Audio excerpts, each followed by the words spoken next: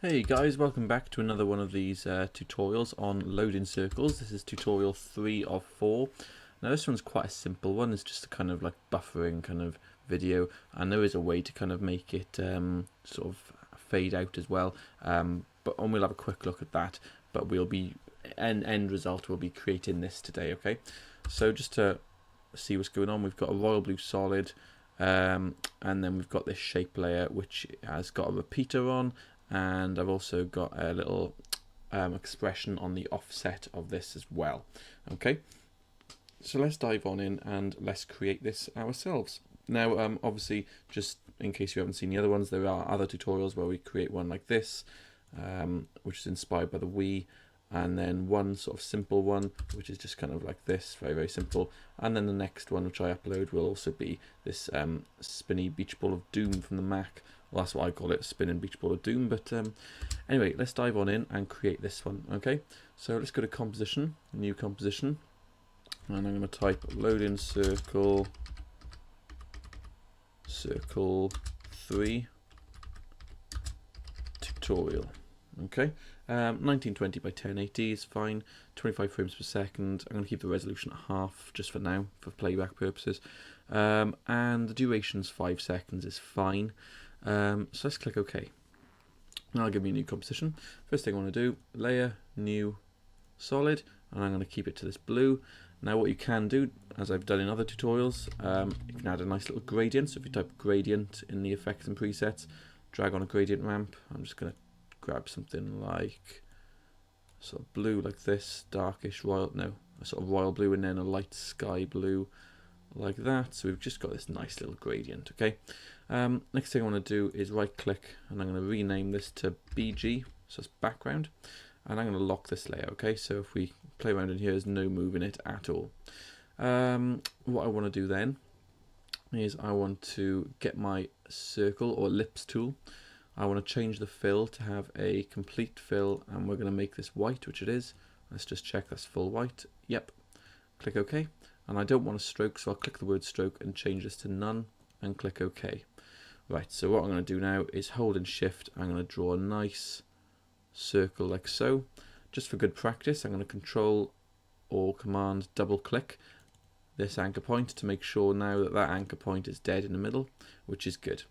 So the next thing I want to do now that I've got this is, you can, if you want, go and give it a layer style, bevel and emboss, just to give it a little bit of depth. And you don't have to. I'm going to actually delete this afterwards, but you can come down into the bevel and emboss and give it something like this. Turn the shadow opacity down, just so you've got a little bit of depth to it. But I'm actually going to go ahead and I'm going to delete this because I don't want my bevel and emboss, and I'll just delete layer styles.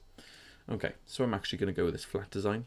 If I now go to add, so if you can't see that, just drop down and go to add, and I'm going to add a repeater. Where is it? Repeater. So you can get some quite nice effects with this. Let's come on down.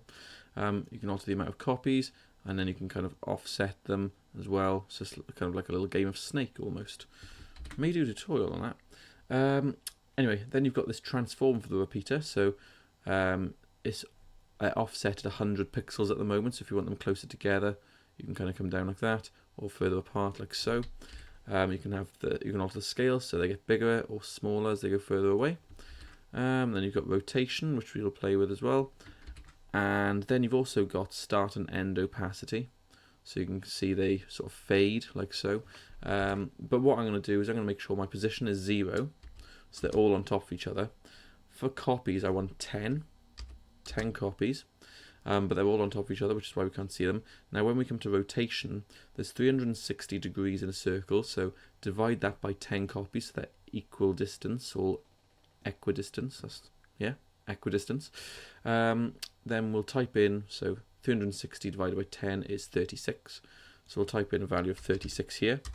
Okay, now if this happens with yours may all be equally spaced, but if they're not, all you need to do is with this anchor point, is just move this anchor point, to click and drag, just so these are spaced apart. Okay, so just like so. It may be that yours weren't. If they aren't, then great. If they were, then that's what you need to do. Okay, so anchor point maybe, and rotation 10, 36. Okay, so we're going to collapse these down. Sorry, we're not going to collapse them down, we're going to come to the offset. Okay, now we can animate this if we want by setting keyframes, but what I'm going to do is I'm going to alt click and I'm going to type in time and then times, I think 2 maybe. Let's see how that works. So let's scrub through, yeah, let's just hit the space bar, see how fast that's going. That's probably not fast enough for me, so I'm going to go time, I think it was 3 I used originally, time times 3, so that's a little bit faster. And great, I've got that kind of animated. So what I'm going to do is I'm going to move this back into the center. And there we go, we've got that animation, but I also want to add motion blur for the composition, no, for the layer and for the composition, so we will have a little bit of realistic motion blur there. Okay, so I'll just kind of set it even further, and then this will be the, once it's all cached in, this will be the final animation that we are left with, a very, very basic looking loading circle. So cheers for tuning in. Make sure to stick around and check out some of the other videos. Give a like and subscribe, that'd be helpful, and follow us on our Facebook, Twitter and Instagram to keep an eye out for more interesting tutorials. So cheers for tuning in, and I'll catch you in the next tutorial.